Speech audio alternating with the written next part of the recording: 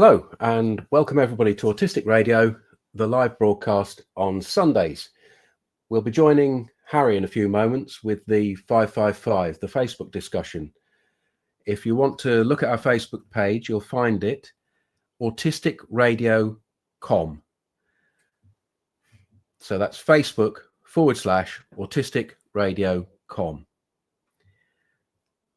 We're doing plenty of things here at Autistic Radio.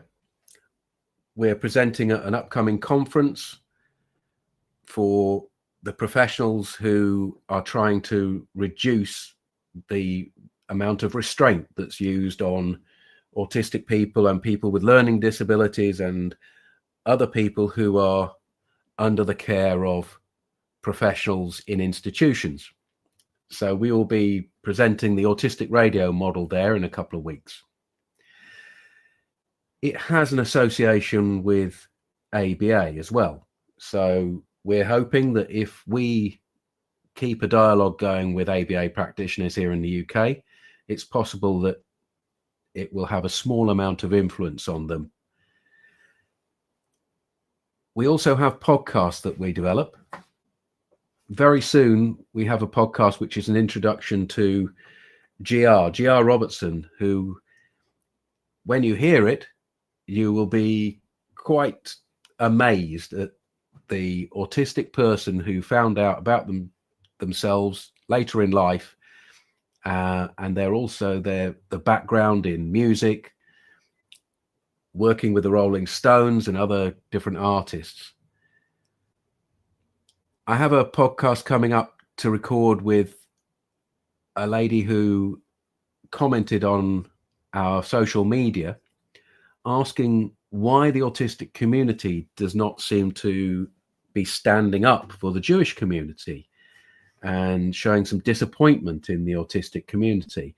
I found that confusing, so I'm hoping to have a good conversation with her and put that out as a podcast.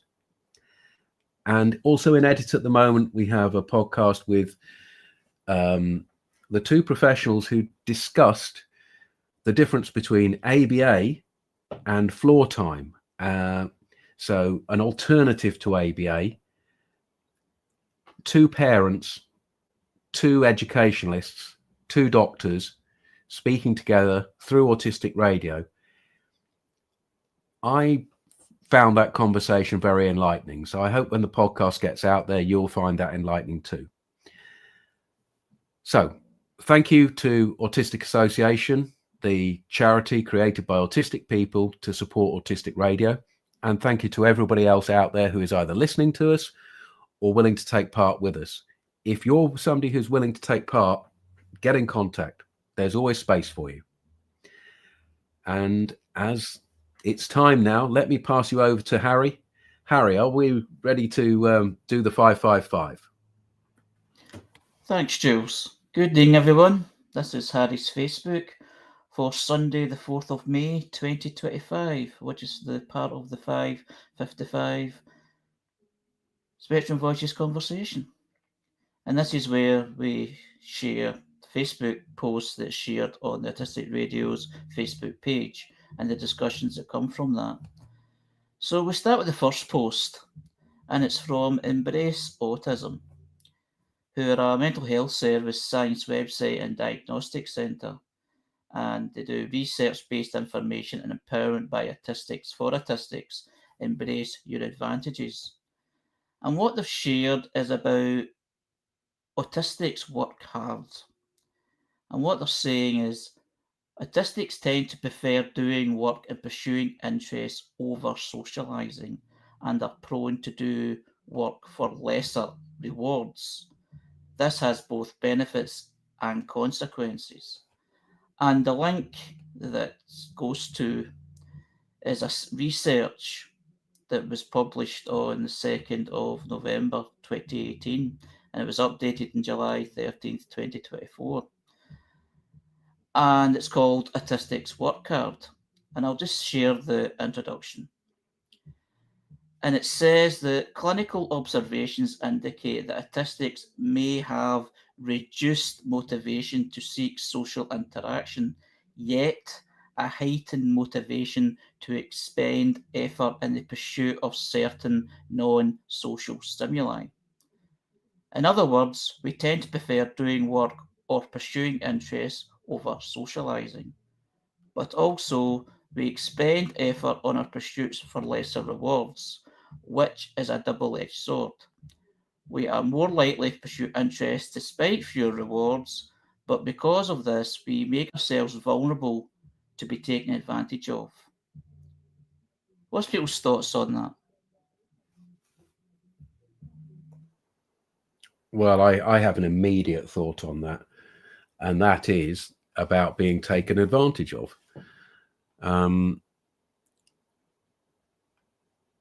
I have recently been offered various opportunities to talk on behalf of Autistic Radio and on behalf of Autistic Association.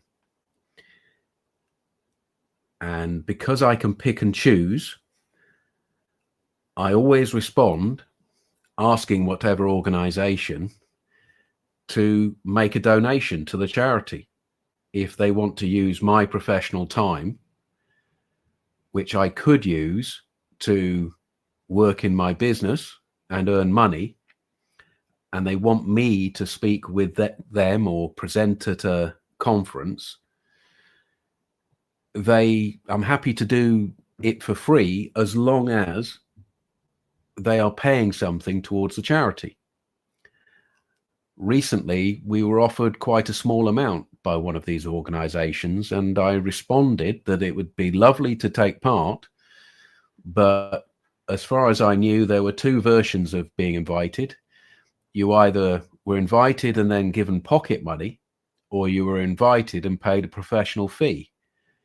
And I said I would be happy to do it if a professional fee was paid into the charity. And because I said that, they increased the amount by 5 times, and they're going to make that donation to the charity and also pay my costs. So I'm not out of pocket except for the time that I miss from working. So the double-edged sword here is whether we turn round and say, this is what we expect in a polite and sensible way, framing it in a way that makes sense to them. That's what I would encourage. I also have made the same gambit and never heard from them again.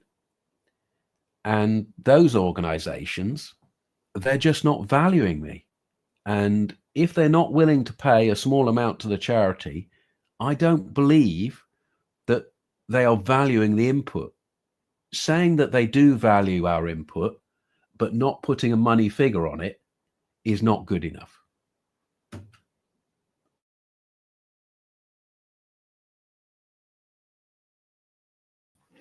Here, Jules. Like, I feel like it's what you're talking about with like these professional boundaries. It's like it's really live in my life just now, like personally as well. And this post brings up quite a lot for me. Like, I really, really relate to the not finding socializing as intrinsically rewarding. I just don't. And I've always preferred like being engaged in hobbies or studying or working over socializing. But in life, I've learned that if I isolate too much, it's pretty dangerous, and also has like bad effects on my mental health. So I kind of I schedule in the like socializing and contact with people because I know it's good for me. But yeah, like I remember being at uni and being much happier going to the library on a Friday night than going out at all. And it would have helped if I'd been able to drink, because when I was about 18, I was like, I drank and socialized, and it kind of seemed to kind of work, but my body doesn't tolerate alcohol well. So I ended up having to be a bit of a hermit for a long time, which is probably like a good thing.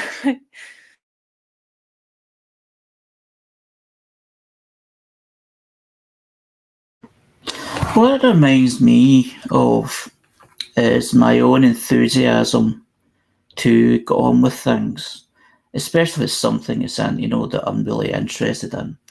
Like a lot of the kind of voluntary stuff I'm on, the committees, the associations. And I sometimes, or maybe most of the time actually, do the work of 2 or 3 people because I want to get it done.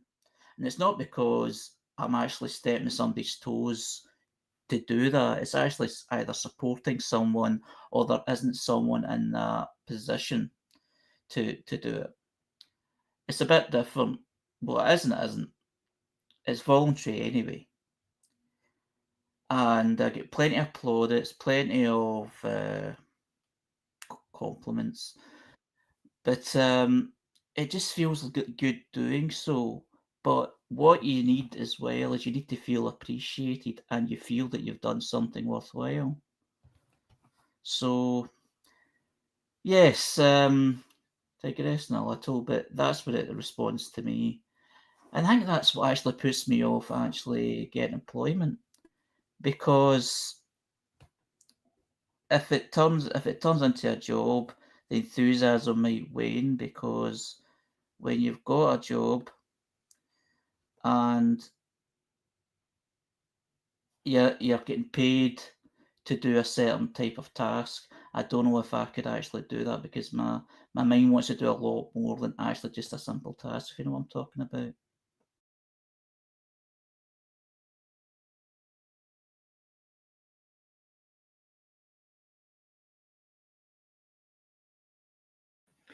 There's a comment from Kathy Roberts saying, absolutely, I'm becoming more and more of a hermit because of the trauma around me.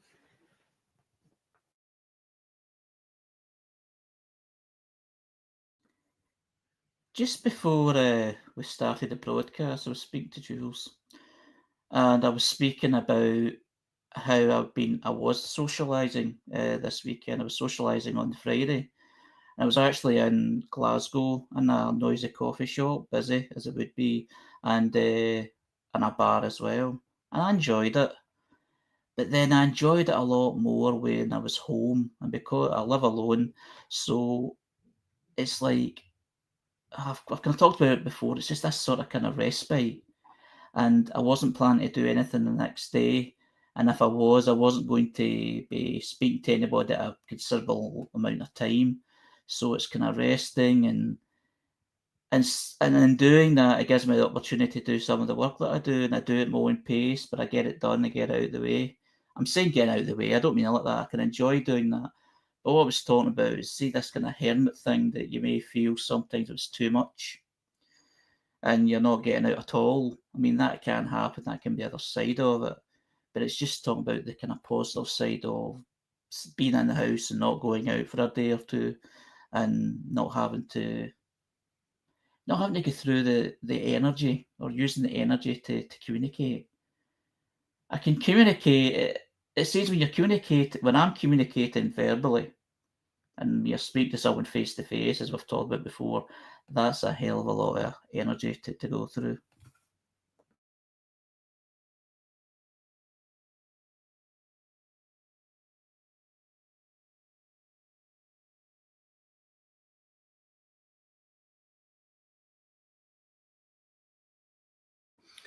Yeah, in that conversation we had before we came on air, I was saying that for a couple of weeks I've been alone here.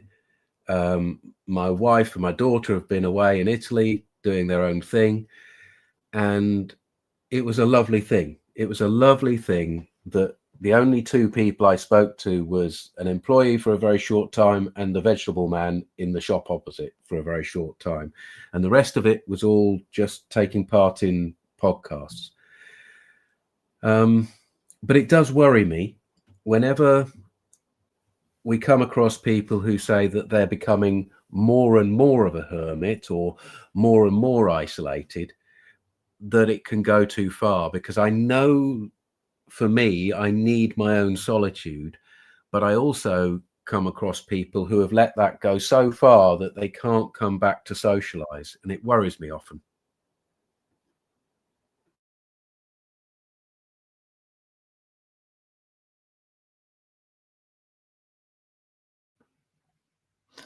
Going back to what the post is talking about is autistic people who are enthusiastic for the work that they do.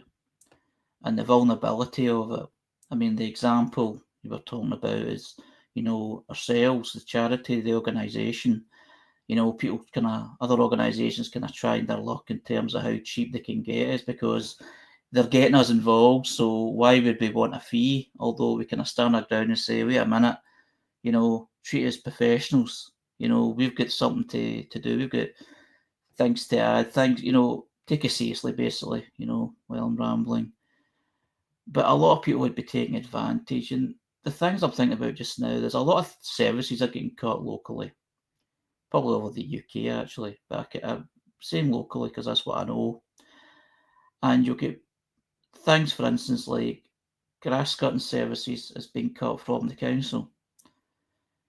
But you'll get someone out there, a statistic, who's really into gardening, and that's a big thing for a lot of people. There's always someone in that sort of field. It's any field, I suppose, and it's like they may do it cheaper or even do it for nothing because they like doing it, and it's just like that sort of vulnerability. I might be kind of reaching a bit here, but it just puts that in my mind, and it's just one example of that.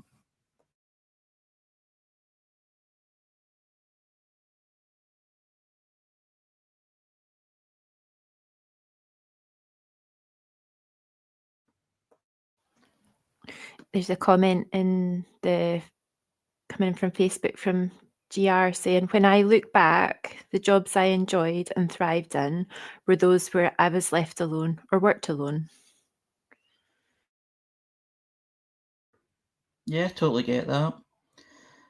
I mean, most work that I've done has been voluntary. Apart from an apprentice, no, it wasn't an apprenticeship, apart from an internship at the University of Stratikis, which was a 1 year, which was funded through the Scottish Government. And it was actually kind of done through the Autism Network Scotland, they were called at the time. But what was good about that is that accommodations were made in terms of sitting at a desk alone rather within the full team that I would have been in. Some were enclosed, so I didn't feel the effects of the noise, because the offices anywhere with a lot of people is going to be noisy. So I was left to kind of go on and do the work. They just give me tasks and I would do it, and I'd do it in a general pace, and I enjoyed it. So I totally agree with that. But I also do realise that if you're interrupted, and you're interrupted quite a lot while doing it can be quite distressing. But in my experience, it hadn't happened too often. I worked out once, I think I did 30 different jobs for 46 different companies in the 30 years I worked.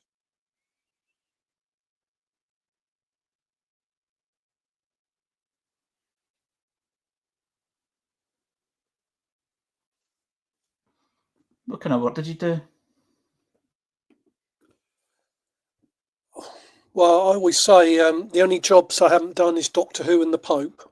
And so fingers crossed for the Pope. I've literally done everything from cleaning jobs up to I was the technical and marketing product manager for Digital Road Networks Ordnance Survey.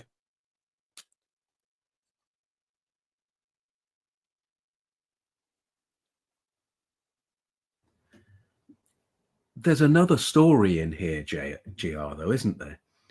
Because if you had to work in all of these different jobs,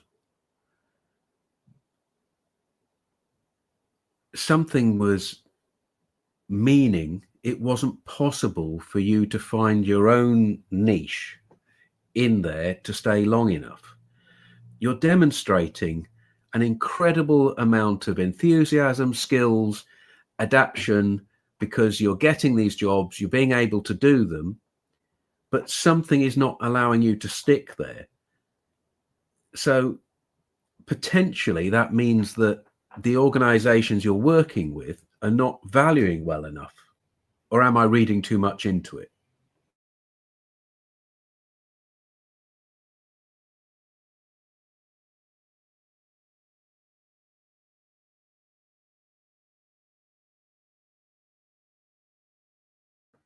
You're on mute, GR, in case you're talking.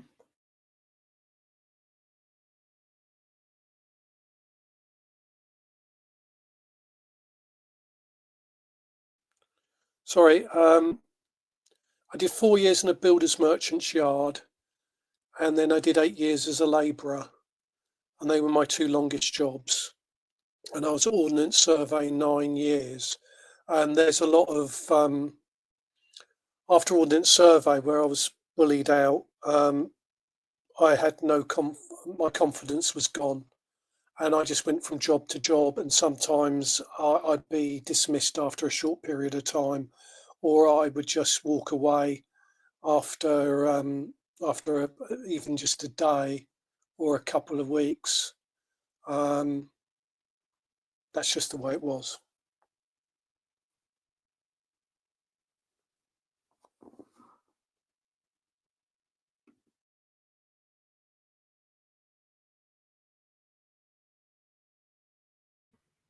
This must have happened to a lot of people, actually.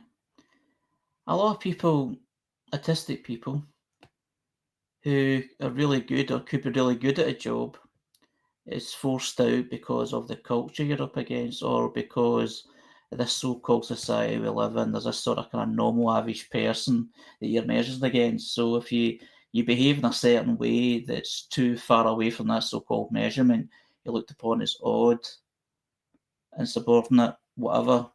And people are kind of, it's like these people don't want you around unless they want to use you, which happens to a lot of vulnerable people as well. So yeah, I totally get that.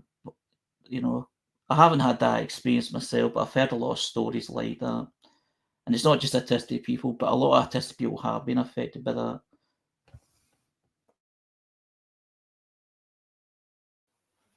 Kathy in the comments is saying I was late diagnosed, so it makes sense why I felt out of place in those roles. I work much better on my own. The culture was awful.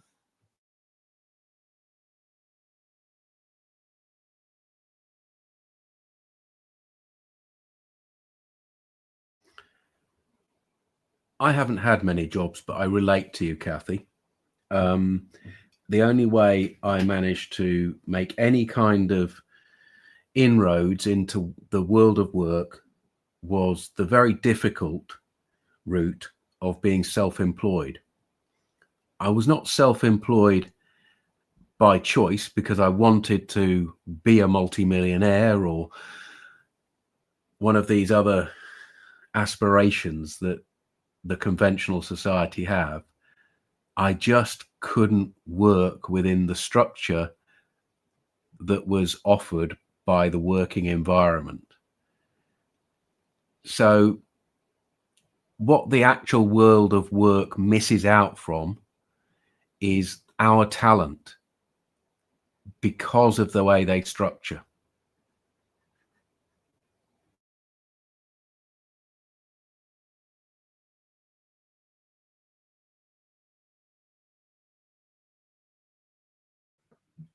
Yeah, I can totally agree with that.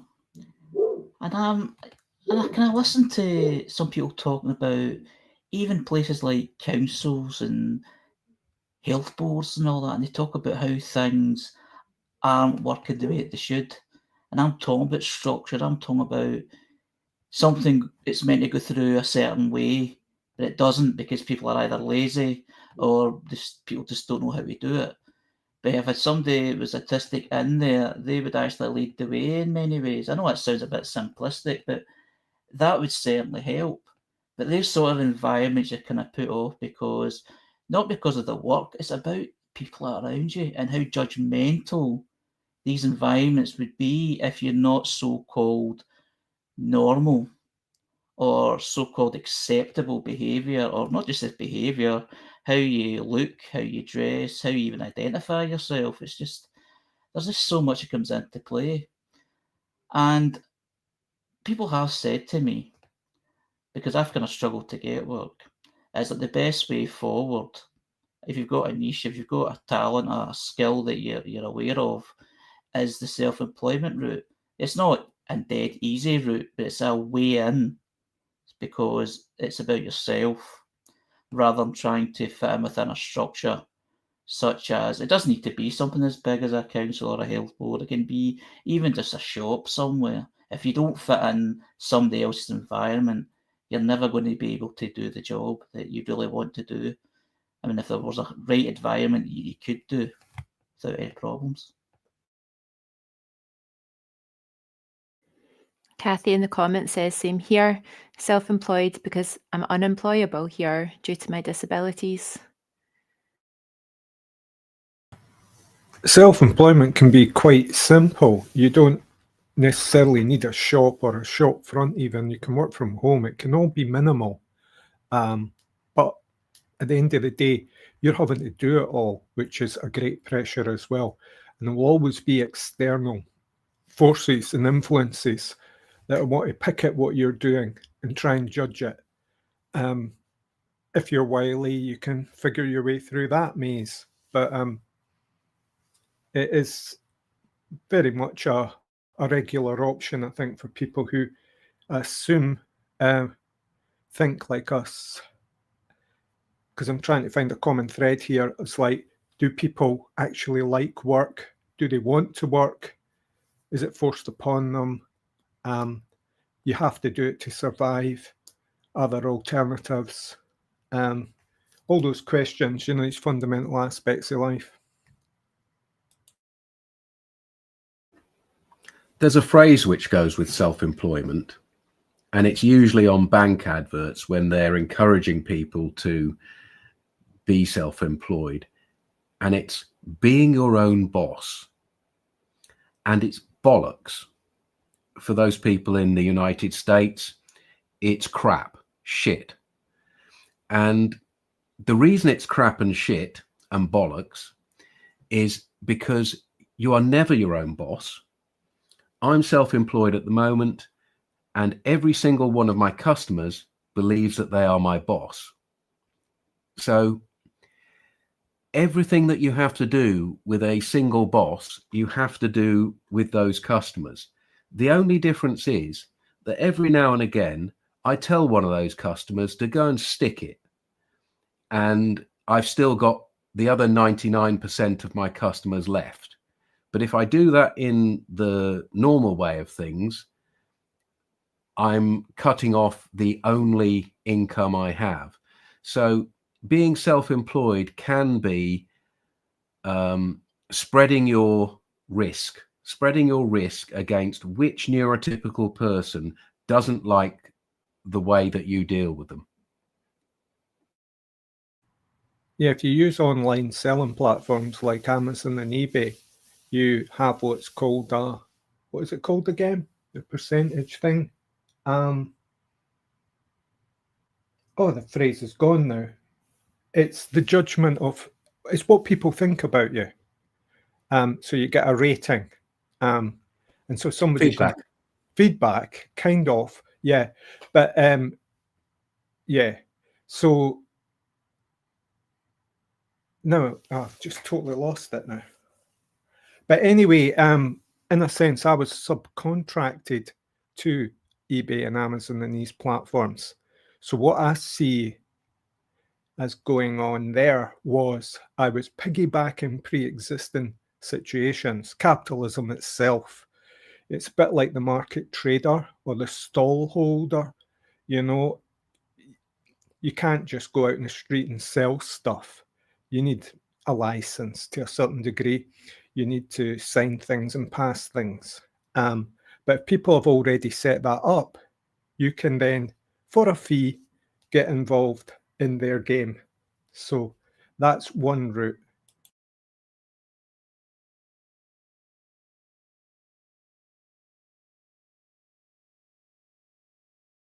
Got some more comments coming in from Facebook. GR says, another thing with a big company is reorganisation. Ordnance Survey did this every 18 months and we had to reapply for our jobs. I stopped doing that. No one applied for my job, so it stayed the same. And then Kathy says, I do want to work. I love what I do. It is the systems that create the barriers for me, like numbers. I am pretty good with technology, but trying to navigate government websites breaks me. I get locked out all the time and you can't even get a phone number anymore, nobody will help you.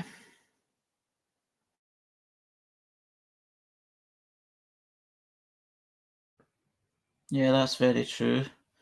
In terms of getting assistance or help of anything now, everything's automated. There's no kind of direct person, or it seems to be getting fewer and fewer. So if you need the assistance, it's all automated, and then that makes it difficult, and it creates a bigger barrier that's already there, which already was massive to anyone, or to a lot of people who are autistic who do want to work.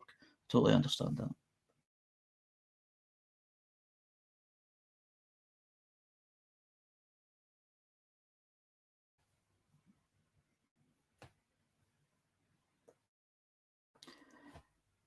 The next post is from Autistic Jazzy, which is a personal blog.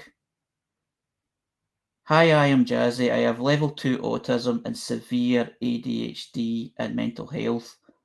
I am really happy most of the time, but not always. And what they shared is a quote which says, autism don't end at 21. Most people's thoughts on that?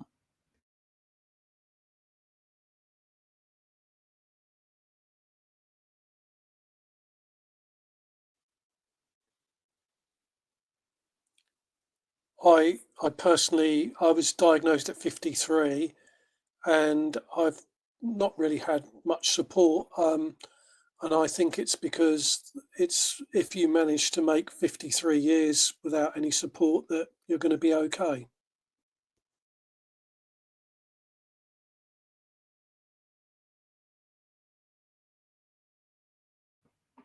Yeah, it seems to be that kind of attitude out there. Although it's not just that, it's just lack of services for anything, and that's just one of the ones that they never got round to. Because what we've discussed and what's been shared many times from us and on Facebook is a lot of autistic services, autistic support, a lot of discussion is around children and how vulnerable children are, and how the support needs to be there for children, particularly not just school, but that's a big factor, but in the home, in society.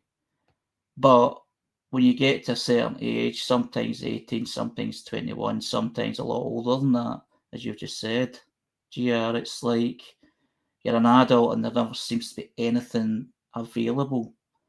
Sometimes not even a simple support mechanism is information, somewhere to guide you. And that's such a problem.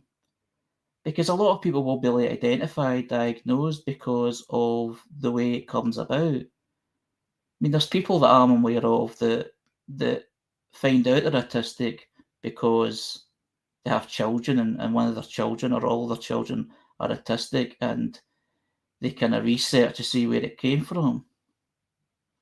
So, yeah, so I totally get that quote and what it means. Very simplistic, but very true. I have a slightly different take here, because here at Autistic Radio, we come across a lot of people who are late diagnosed, like myself. And the reason that they are late diagnosed or late identified is because they've come to a point in life where they're not okay.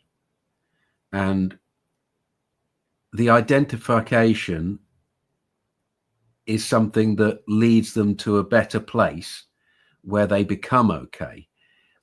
So I would be concerned if we send out a message saying that struggling to the end of your life without coming to terms with the knowledge of your own autism is the best situation, and because you've managed so far, you can cope. I would say the reality is that for many of us, finding out our diagnosis late in life or our identity late in life is necessary and a release. And also, I would say self-identity, finding your own kin, finding autistic people to get alongside, that is perfectly good. Diagnosis is not necessary. The medics try to say that it has to be a diagnosis. Well, no, you're in control of your own life, and understanding your own self comes from you. So self-diagnosis is accepted in all good autistic spaces.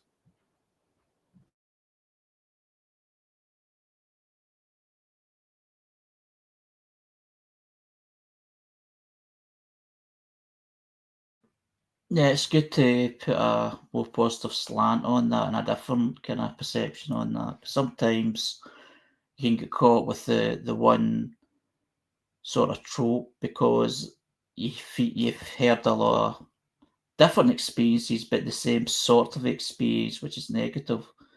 But it's not always the case. So totally agree with you there.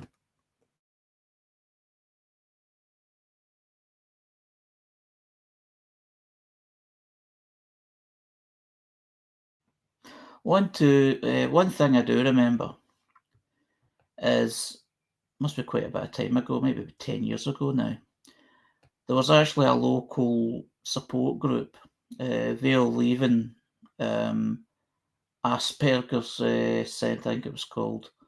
I know the language is out of date now, but at the time it was relevant. But that was mostly run by parents and carers, and it was in an old nursery, and it was for children, and it was a great setup. And I was invited there a few times, to events, and because there were some people I knew that were involved and they had children that were autistic, and I was involved in doing bits and pieces of work on, regarding talking about autism, etc. And the thing I remember even then is that service that they provided only provided it up to, at the latest, 21. Because everyone with autism is different, so people need more support than others.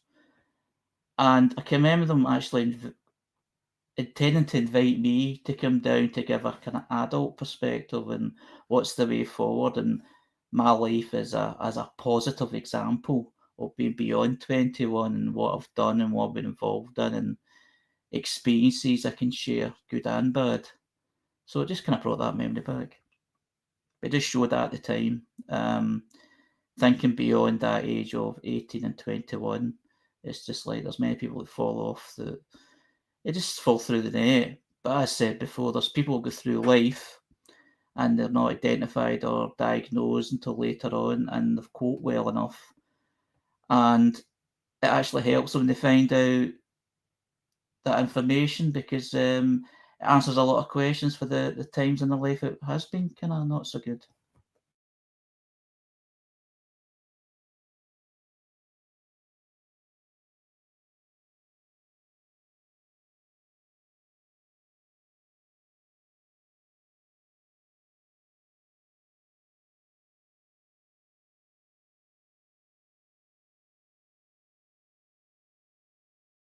There's some comments there. Kathy says, our major websites are not even compliant for accessibility.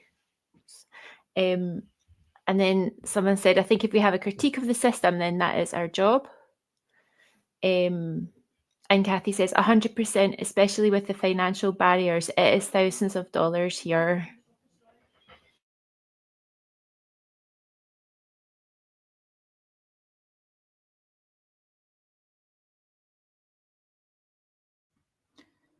The next post is from Helen Autistic Realms.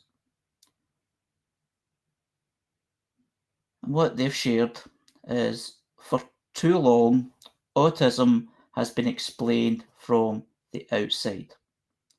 It's time to tell our own stories and embrace Montretropism.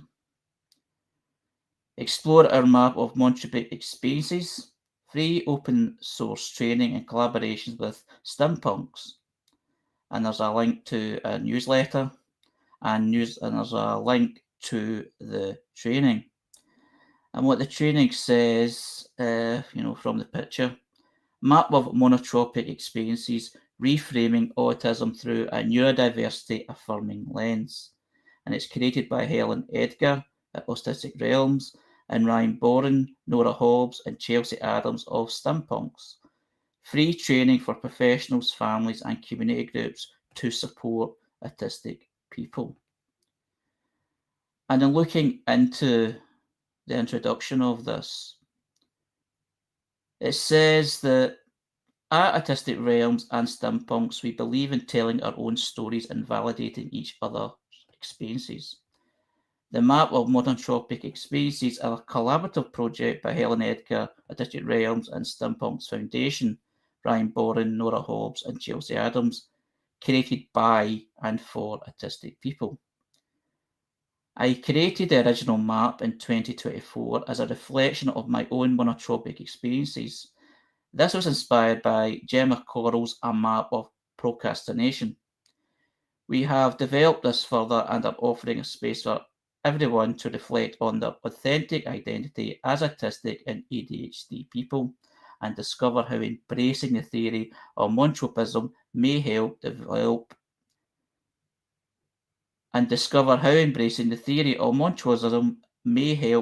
a stronger understanding of identity and support well-being. That's the introduction of this. What's Jules' thoughts? Anybody heard of this? I was reading about it the other night. Is this an extension of the previous discussion about self-employment to a certain extent? You know, there's people in the community who are becoming employed as training resources. Because I think when I read further into it, there are fees, although most of it is free, I think, to begin with. And I may need to read it again, actually, because I'm just trying to recall what I read last night. So be prepared to edit.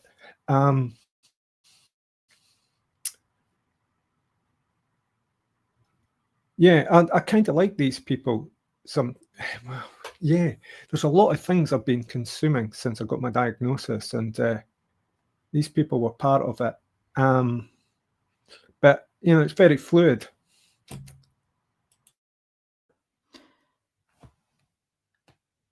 I've probably never read enough, actually, just to explain what it actually is. It says it reframing in deficient models of autism and valuing autistic lived experience. It says our training helps to reframe how we understand ourselves and autistic people, not through the deficit-focused lens of traditional autism research, but through lived experience and autistic voices. Our open source training offers a radical, affirming reframe of autism, grounded in the theory of monotropism. Can't you say it? Monotropism. Grounded in the theory of monotropism, a way of understanding the deep, focused attention patterns common amongst autistic and ADHD individuals. Rather than seeing autistic traits as deficits, monotropism recognises our motoric interest-based nervous system as a natural and meaningful way of engaging with the world. At the heart of our work is the importance of embracing authentic autistic identity, not as something broken or needing correction, but as a valuable and vibrant way of being. Building strong community connections and validating lived experiences are central part to this journey. So, what it says you'll learn to is you'll learn to understand the theory of monotropism and the importance of flow, recognize how environments can create stuck states,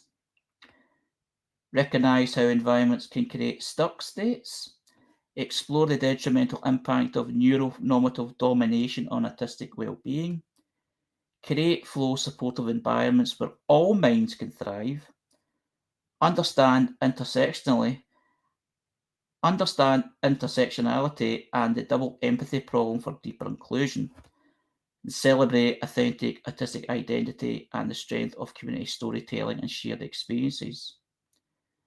They say it's better for schools, healthcare settings, workplaces and community networks, and a creative tool for reflection, connection and meaningful change. The training content is approximately 4,000 words, designed to cover around 45 minutes of presentation time, delivered live as a workshop with space for discussion and question and answers. It typically runs for 1 to 2 hours and can be expanded into a full day session if preferred. So what's your thoughts on that? I have a lot of positives to say. I am quite happy for autistic people to be the professionals out there who are getting paid to present about autism. I am very happy that they describe it as a explanation from us rather than for us and on our behalf. So coming directly from autistic people. The only caveat I have is I don't understand monotropism, and I'm not willing to pay for somebody to explain it to me. What I would be interested in is somebody to bring some kind of knowledge of monotropism here to Autistic Radio, discuss it with us, make a podcast with us, so that it then encourages their business. So far, the people who have explained monotropism to me, or the explanations I've seen, they look very much like ABA-based, medical model-based slurs on the autistic identity. They don't feel life-affirming for me. But I want to be educated. So if somebody is willing to come and explain it to Autistic Radio and encourage the world to see the work, how it works through their eyes, I'm really happy to facilitate that.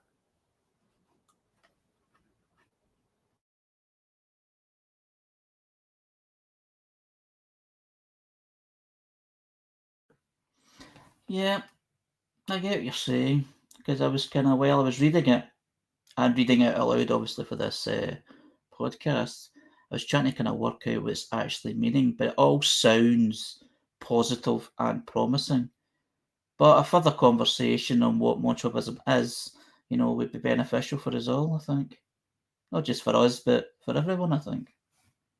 At least we'll know what it is, and it'll help them promote what they're trying to do. Because I'm certainly always up for stuff that's more positive-minded and more inclusive-minded than it's been done before. Because although the sharing negative experiences is important, it's always also important to be authentic and as positive as possible as well. Give people hope, especially if they're going through a hard time. They don't want people to feel that all these stories, all these kind of really tough experiences people are sharing, that's all they've got to look forward to. It's like to encourage people to like themselves, because there's a lot of people that are autistic that have been made to feel inferior, and that's a hard thing to shape off when someone else has been doing that for a long time to you, especially if it's authority figures, and sometimes, unfortunately, it can be family. There's a comment coming from Kathy saying Dr. Wen Lawson has a load of free resources. I get to work with him every now and then.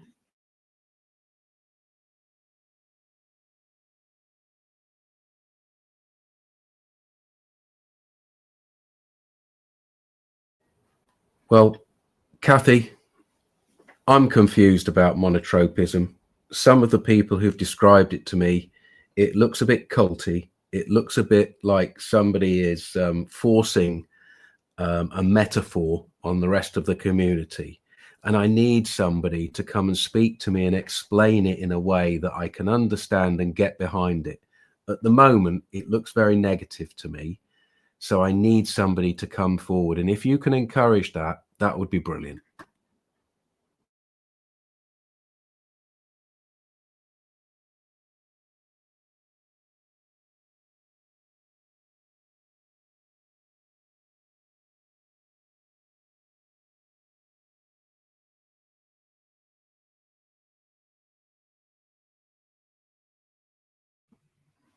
The next post is just a reminder, and it's actually a recording of our 444 drop-in, which is on every Sunday. A group of autistic people get together and drop in. It's an informal group. It's not designed as a podcast, but some of the things that people say deserve a bigger audience. And if you give permission, it'll be published as clips of thoughts and experiences in an edit. So every week we are reliable.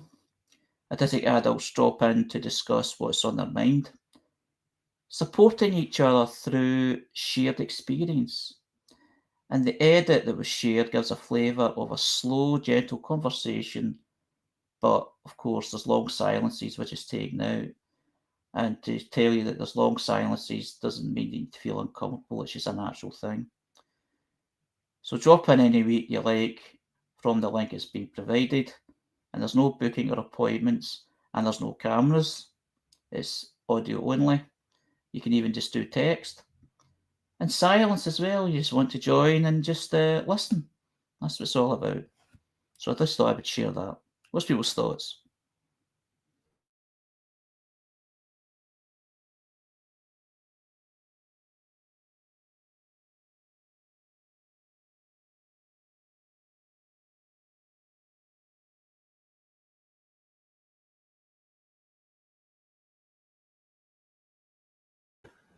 Well, I know that some people use the 444 as a way of being comforted, being able to listen to other autistic people speaking in their own natural voices.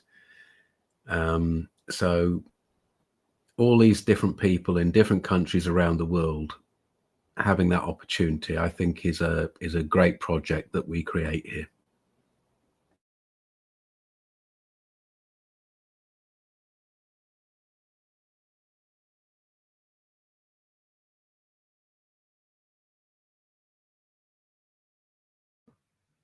The next post.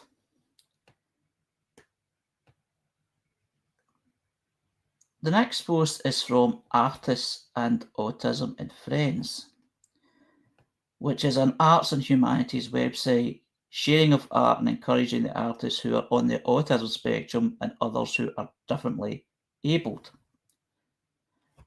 And what they've shared is a picture of dandelions. And what it says is the dandelions have gone to seed really early this year, as Rose Morrison has illustrated so beautifully, with alcohol links. No, excuse me. The dandelions have gone to seed really early this year, as the artist Rose Morrison has illustrated so beautifully with alcohol links. Rose was also recently featured in a news article linked in the comments, and it wasn't in the comments because I shared it, but it's just an article just talking about an exhibition in the United States, and it's an artist with vision loss. But the reason I shared it is because Artists and Autism and Friends, and I'm aware that many people, or a lot of autistic people, if not all, have a special interest.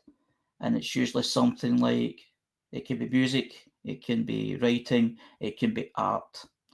And we share a lot of these types of pages and groups on the page just to demonstrate that.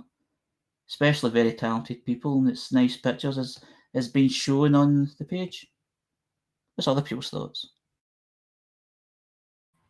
I think this is brilliant, Harry. Thanks for the link. I've just been reading the thing in the comments about the vision loss techniques used by this artist.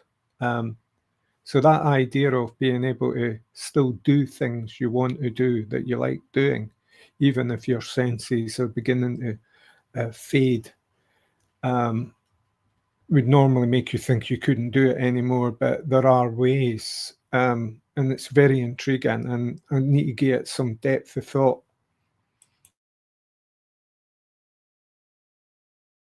I just wanted to comment on the mention of like these alcohol pens. My daughter got some and they're absolutely lovely to work with. Like if you're colouring in with them, and you go over the same spot, it doesn't get any, like the colour doesn't get any denser, so you get a really lovely flat wash. They're really satisfying and they blend really well. And I saw some in Aldi for very cheap compared to what I'd seen them on online. So they used as like a watercolor technique. Kinda, yeah, but you've got the lovely kind of chisel point or bullet point to get all those details in. Yeah, it's nice. So like pen work. I mean, I'm not artistically trained, so I'm just using terms that are coming to my mind here. You know, like I had a friend who used to use special pens, and he would illustrate that way. So you're talking about nib quality or something, yeah? Yeah. The other little thing that's quite nice to do over the top of them is a little bit of bringing out the highlights with an acrylic paint pen as well. So it's a combination. So there's acrylic involved as well. There can be. I can't see the artwork that we're discussing, so I was just kind of picking up on the materials mentioned. I think the dandelions one is one of hers, yeah, and it's like she does it blindfold, and then when she takes the blindfold off, she sees how she can work with what was done. Just when you mentioned an Aldi and the pens, you know, I'm such a cheapskate, you know, and I'm always looking for a cheap shop, you know, because tools of the trade are so bloody expensive these days, you know, especially in creative arts. I heard that there was like I think there's like songs, and I think there's some stuff in pop culture at the moment about like slagging off the whole middle aisle of Aldi thing, and it feels like they're kind of looking down their nose at like whatever. But like I love a wee rummage in that middle lane. I feel like that's where you find all the really good stuff. If it's still left, you know, because that stuff goes fast, and there's no website you can go to get like a private purchase, you know, you're in there like in the jumbo sales fighting with everyone else. I'll always remember Aldi's was the last place to ever stock a biscuit that was similar to the ancient gypsy creams.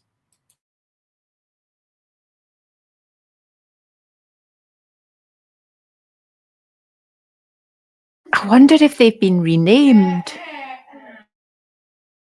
I think they were called Romany creams or something like that, which is even worse almost. But it was something like that, you know, but they used the old recipe, which is just fantastic. For people in the States, we're basically talking about a shop that's a grocery shop, but also like Target over there has the really cheap stuff that they have as specials.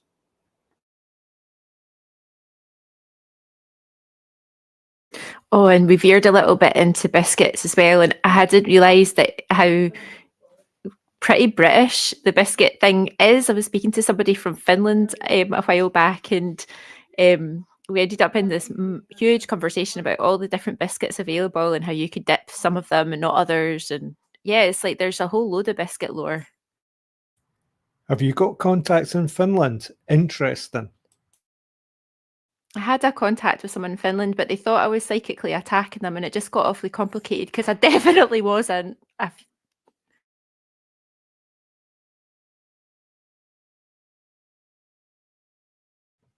The next post is they've been sharing. The next post, there's been 2 podcasts shared, podcast classics, as has been renamed. It used to be called Podcast Revisits, and the second one is what we've talked about before, and it's nice to share it again. It's about a travelling autistic Mumbai to Goa with Jules, which Nicola done, and it basically breaks down the stereotypes of autistic people can't travel or find it very difficult to travel. Like the quote says, autistics don't travel, it's too much for us, we're a disabled group. Well, not always. And Jules was in India, different and similar takes on the travel experience, and he was talking with Nicola. So it was just basically sharing about travel as autistic. But the reason that I've raised it is just maybe bring it as a topic again, because I know that it's a good thing to talk about, because there's a stereotype that people who are autistic find it very difficult or just can't travel anywhere beyond even just the local place. So what's your thoughts on that?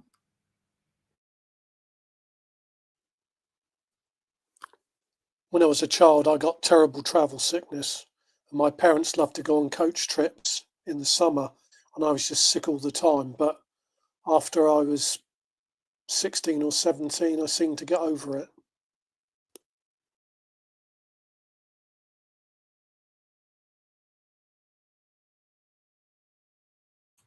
Did you ever take that travel sickness pill? Because a few friends of mine had bad experiences with that.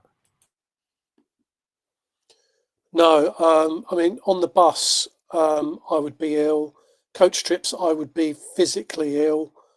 When my mother passed her driver test and we had the car, I wasn't sick so much. And I've been on coaches after more recently, and it's not an issue now. But when I was a child, it was terrible. As soon as the coach started moving, I'd start to gag. So that's motion sickness, yeah. I used to get the other thing, which was fumes, especially in the back of old buses. You know, I had to move to the front because the smell of the engine just used to go for me. Yeah, and then when I used to belch, I could taste the exhaust fumes in my mouth. This sounds all familiar. I totally get it. I'll probably just still say, even though I haven't done it as often, as I'm not a big fan of coaches when travelling. And if possible, I'd rather get the train, especially if it's long distance, or a car even. I just find the coaches, the setup just seems very tight and very bulky, and as people have said, sometimes very smelly. And sometimes the sensitivity, especially if you're feeling, quite sensitive already, like maybe you were excited. Maybe I was excited the day before because I was excited to go somewhere, like a holiday or a trip, or I was just over planning in my head. So I get lack of sleep. I've done that. And you get there and it's just like you just don't feel that great. And then the motion and the way that some coach drivers drive and the way that they're made up, it's just sometimes not that comfortable. Some are in a hell of a hurry and some are hell of a slow. You can never win with me. I've never had motion sickness, right enough, but I do recall that I used to like travelling more than I do now. I even used to go on a bus that would take longer to get to a town from where I lived. It would take maybe 20 minutes longer than the other bus would, just because I was on a bus and I enjoyed travelling. Although right now I'm not really so keen on that. And sometimes going on a holiday, even to somewhere quite, local in terms of, I know Manchester from where I live is not local, but it's more local than going to Spain on a plane. So, but what I like about what's been shared, and Alex Stratikis as well, he's autism travel. Somebody correct me on that. And it's kind of, it's based on that sort of kind of handy information for people that are traveling, that are autistic, in terms of not just things like coaches and things, but things when you're going abroad or going on a plane even, because I found even going on planes, although they're relatively comfortable, it's not the travel, it's actually the before and after thing. So yeah, a lot of things come into play. I think there is a link between autistic people and their experience of motion sickness. There are different factors with motion sickness. One of them is the smells and the different sensitivities to the environment. And the other one is a mismatch between your vision, what you can see, and the vibration of the body, how the movement within your inner ear is mismatched often with what you see, and because we are sensitive, I think there's a heightened experience in that, which means that an awful lot of autistic people do say that they get motion sickness, particularly in small vehicles like cars and small boats, whereas they don't get it in larger vehicles like coaches and trains. And I feel that one of the reasons that we are into these bigger vehicles often is because we don't get sick on those in the same way that we do get sick in cars. I can remember being driven all across Europe when I was young, and it was a fairly normal thing for me to be being sick on the side of a motorway in Italy, or being sick into a bag. And I would always be given a bag because my parents needed to get some miles under their belt. And I remember travel sickness being absolutely part of the experience. I've got some comments coming in from Facebook. Kathy says, I only worked out that not everyone experiences the world moving like me. Best I can describe it is like standing on an earthquake. My balance and nausea is awful. I can't go on buses or trains. It's awful. And then there's also, I think with the travel sickness stuff, there's also huge connection with binocular vision disorder. I can't look at car headlights either. A lot of this is kind of making me think that the whole thing's unnatural. Well, I feel a little the same, Raymond, and I feel like, you know, your house plants don't like to get moved around a lot, and I feel a little bit like the same. If I've had to go out and drive, I feel discombobulated for quite a wee while, and I feel like it takes a while for my energy to get back to me. Yeah, I sometimes ponder whether it's like, you know, the progression of technology and civilization is just not a very good thing. Yeah, like going a walk and how like well you feel. The thing I find fascinating about what Jules was talking with you, Nicola, I mean, this wasn't just like going on a holiday and going somewhere for a couple of weeks. This was a really long period of time and getting in somewhere which wasn't touristy, such. It was actually, you know, correct me if I'm wrong, it was more like within the kind of local culture, and it was like somewhere different. It's like totally getting out the comfort zone, which many people would say that autistic people can't do at all. I think I'm on that other side where, you know, more of a homeboy more than I've ever been.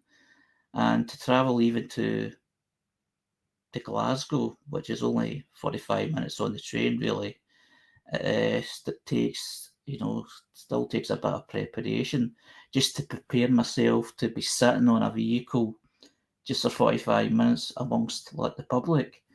But then you listen to stories like Jules and other people's, you know, that people are actually travelling for hours and hours, sometimes for days. I just find that fascinating and interesting.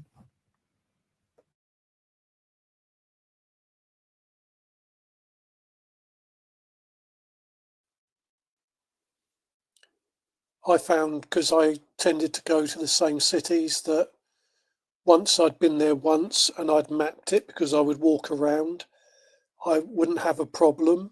I remember one night about 2 o'clock in the morning, walking back to my friend's house in Berlin. I felt 100% fine, and yet I couldn't walk from my local pub home because I was actually mugged one time, and I found that more difficult.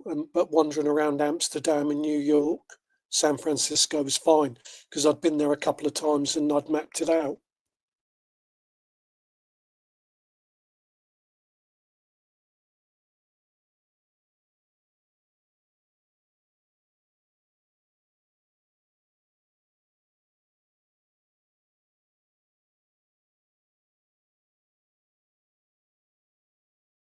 You know, Raymond was saying earlier about memories just popping in randomly to your head. Like I sometimes will suddenly get a flash of like a street that I'd been in another country, and it's like super vivid.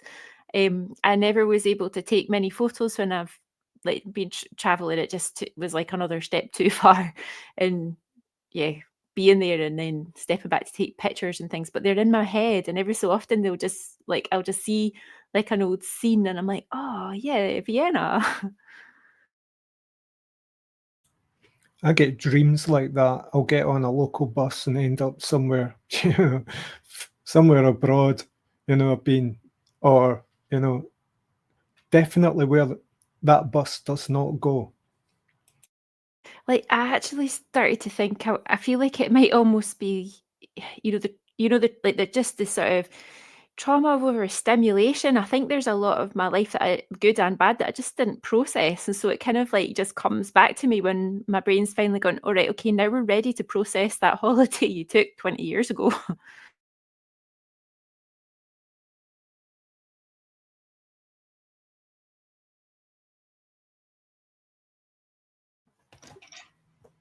Yeah, layered memories. My other thing is I couldn't do touristy things. I was in New York one time with an American girl, and she took me round the touristy places. But I've been to San Francisco 3 times. I never went to Alcatraz or the world's windiest road or anything.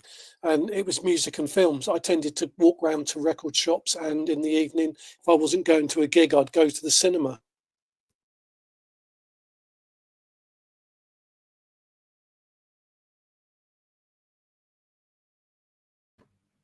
Yeah, it's when you're going somewhere, traveling for like a holiday, going somewhere, it's doing things to suit you rather than what's recommended to do.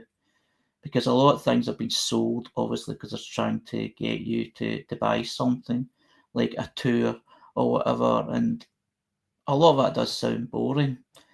I mean, I was in Spain just before the COVID lockdown, and where we went, I didn't plan the trip, in fairness. It was one of my brothers.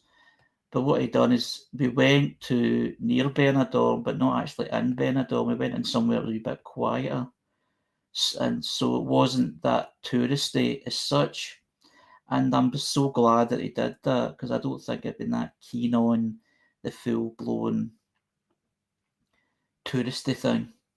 And a lot of people I've spoken to actually appreciate getting away from the touristy bit and doing something a bit different than just following the so-called norms of what a holiday or a trip should be.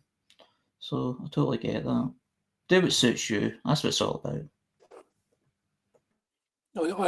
I never went over I've never had a holiday for myself. I was always going to concerts. But I mean, I went to Berlin in 1988, which was West Berlin then, and the concert was cancelled. I was there for 4 days, which was interesting because there's a lot of historical context there, because I'm interested in history. But I've never gone overseas if there hasn't been a Stones gig.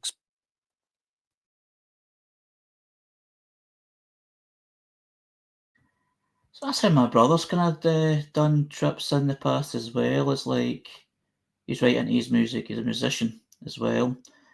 And he actually went all the way to Chicago for a music festival. And he's done the same in the likes of Berlin and, in different parts of the world. So, yeah, I totally get that. It's not just going for a holiday, it's going for an event. Then you may be there for a day or two, depending if it's a festival or whatever you're doing. It's always good to be different. Not something I'm keen on, but I can see the attraction for people that are into it.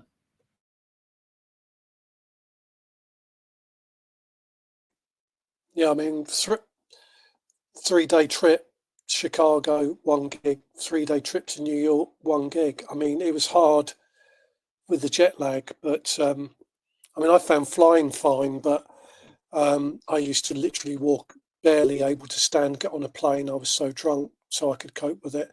And I had 2 really bad experiences flying home, but that's what I did for that was because it was the Stones, and that's what I did.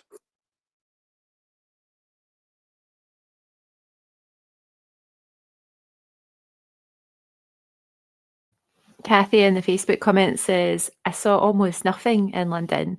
My overwhelm was so bad, I ended up getting a hotel with a big window so I could at least overlook some of London.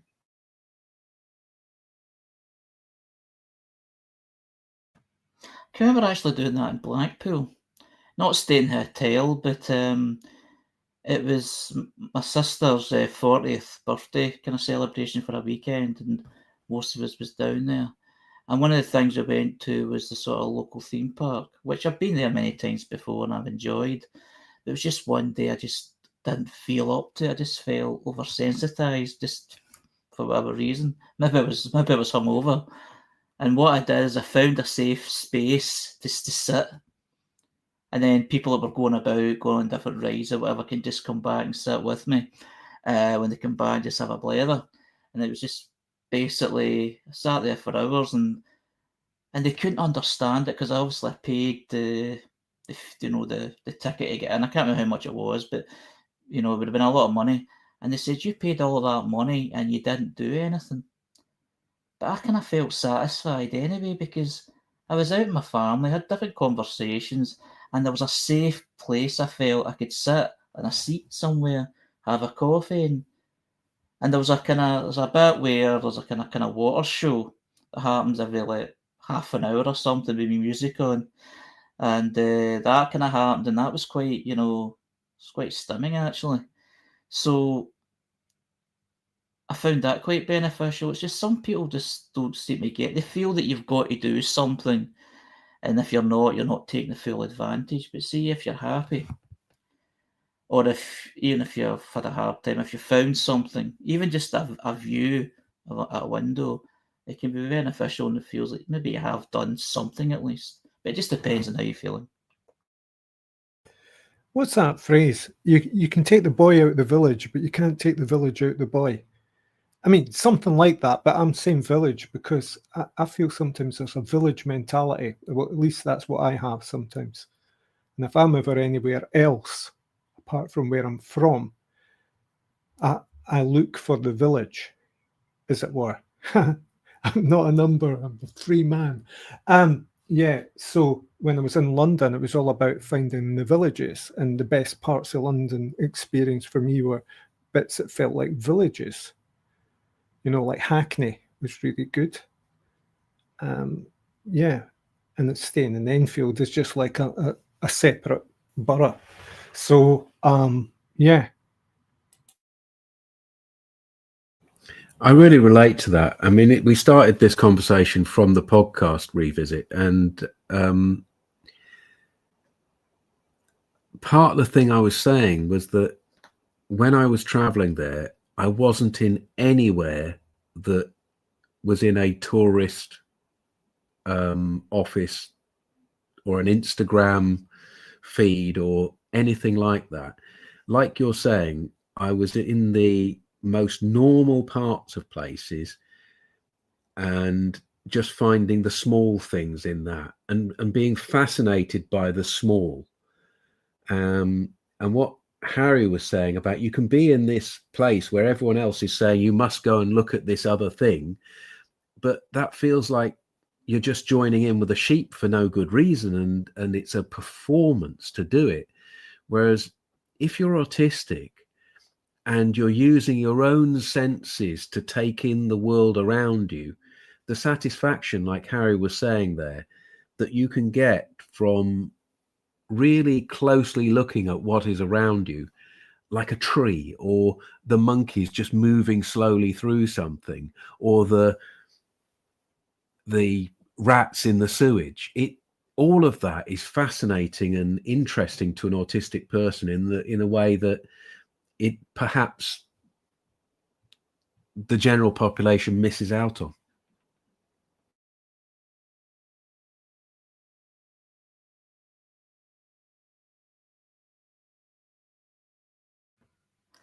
The next post is from Embrace Autism again.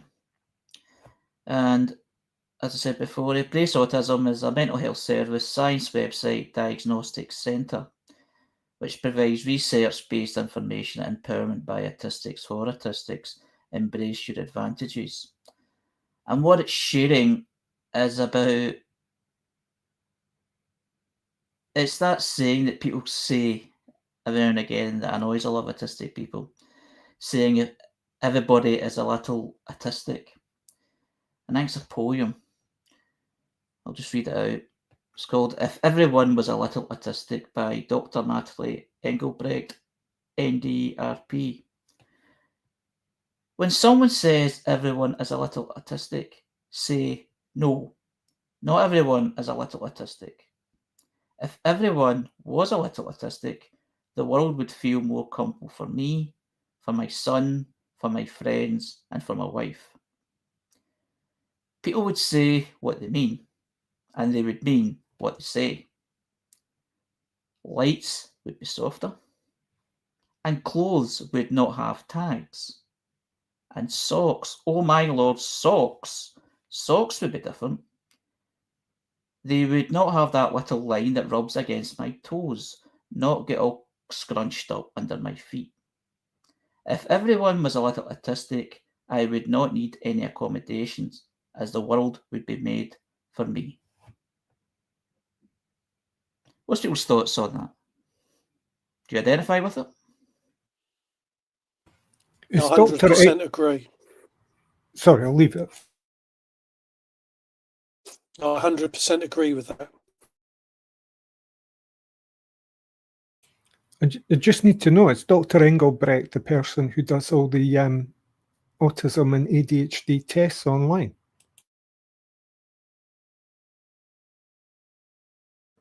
Well, there is a link to virtual worldwide assessments for ages 16 plus. So yes, it says autism assessments, and a link below what was shared.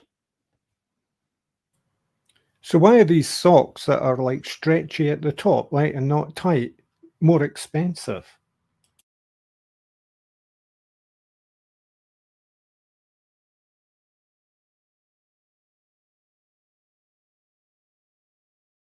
Who knows?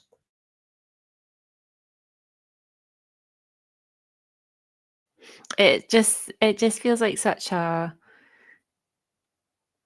satisfying response to that kind of statement, because I feel that it does feel really dismissive when folks say that to you, that are like just like surrounded by like a whole group of people and participating, and like not clearly, like in lots of ways not autistic, saying, oh well, we're all a little bit autistic. It just feels so dismissive of like the struggles that take people to the point that they like need help for themselves or their families. I think my GP said this to me. I think I shared this in the initial post-diagnosis group where I met Jules. Yeah. And everybody agreed that was terrible, but at the time I bought it. No one's ever said that to me, and I don't actually understand what the hell they're talking about. Everyone's a little autistic. Is that what they're saying, that everybody makes mistakes or something like that? That's what it sounds like to me, and that sounds very dismissive and insulting at the same time. It's just a very strange thing, because that sort of thing, it wouldn't help me if I was in a bad place. It just seems like they're not taking my issues seriously. Harry, what the guy actually said to me was, everybody's on the spectrum.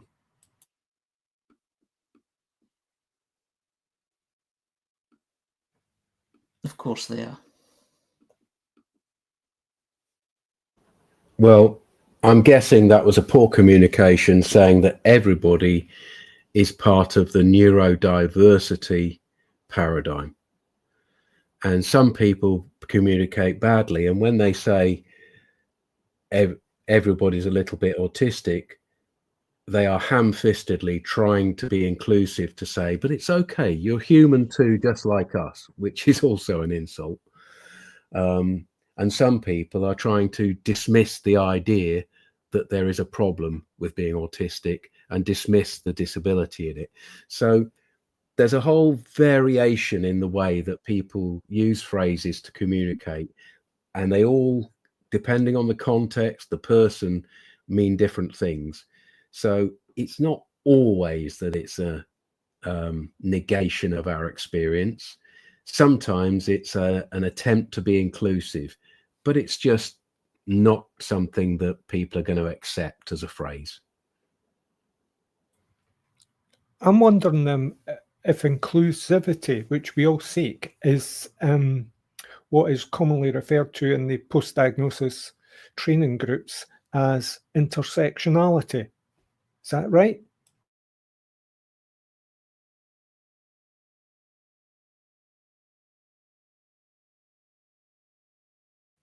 No idea, although I do recall reading that out in a previous post, which was about training. So, quite possibly.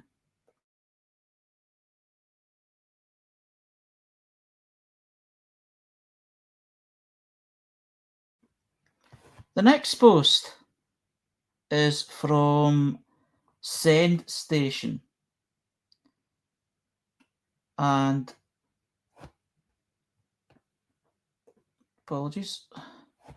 The next post is from Send Station, which is a product and service. And sometimes learning is simply better online. Send Station, SEND, is a great destination. And what they're promoting is a session called Transform Early Communication Through Music and Autism Expertise. And what it says is, do you work with or care for a child who is non-verbal or developing early communication skills? This interactive training session will show you how musical communication can open doors to impactful learning and connection. What you'll gain is insights into autism profiles and early communication challenges. Practical strategies using musical communication to enhance engagement, and real-world techniques to apply immediately at school and home. It's led by Nicola Durant, autism specialist, teacher and consultant. This session combines expertise, actionable advice, and innovative approaches to help children thrive. So what's included is a summary handout with key strategies, a certificate of attendance to mark your learning milestone, all for just £12.95 per delegate, plus booking fee and VAT. And the spaces are filling fast, so don't miss out. And you can reserve a spot through Eventbrite, which has the link below. What's people's thought? Have they ever heard of this before?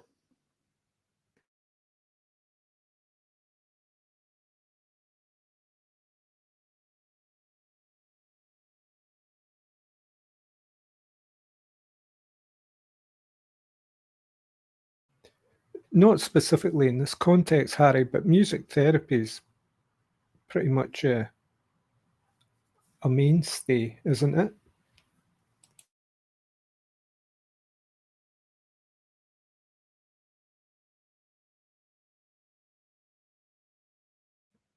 I just find it kind of strange, kind of reading it out, it feels different than when I shared it originally, which was a couple of days ago.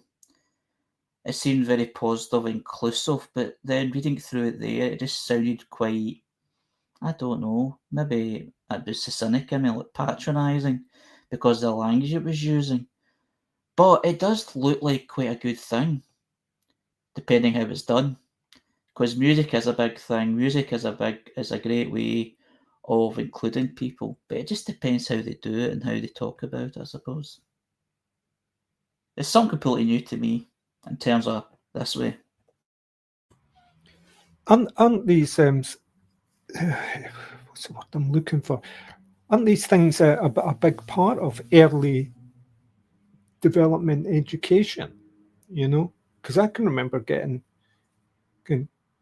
but it wasn't prioritizing it as the main, or not the main, but a mode of communication. It was, or maybe it was. I'm all for that non-verbal communication.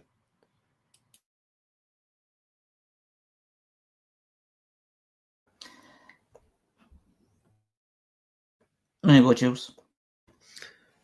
I think it could look patronising, but if you look at the actual booking page, it's aimed at some kids that are non-verbal and their parents are not getting a good sense of communication. It's a tool, music. I'm guessing that the experience is going to be a positive experience, and with the people it's aimed at, I think we can forget all of the tropes about whether the kids are being included and things like that. You know, it's a basic thing that young children benefit from rhythm and the experience of being in a group. And if we get some encouragement for any of the people listed, useful, it says, for parents, teachers and learning support assistants, to be playful and musical with their kids rather than this carrot and stick ABA, sit down for hours and hours and hours and learn these separate things. It looks like a positive experience to me.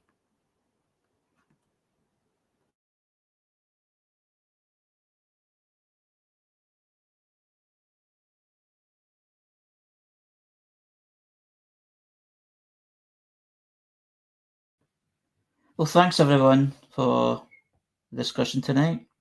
It was, really enjoyable again, despite it being quite intense as always is, but that's what it's all about. It's talking and discussing our own experiences and our own expectations and feelings. And thanks again, of course, to the people that share these posts, that give us the material to discuss these conversations on. So this is Harry's Facebook for Sunday the 4th of May 2025, which is part of the 555 Spectral Voices Conversation, which is here every Sunday, UK time. So thank you once again. I look forward to next week, and now pass you over to Jules.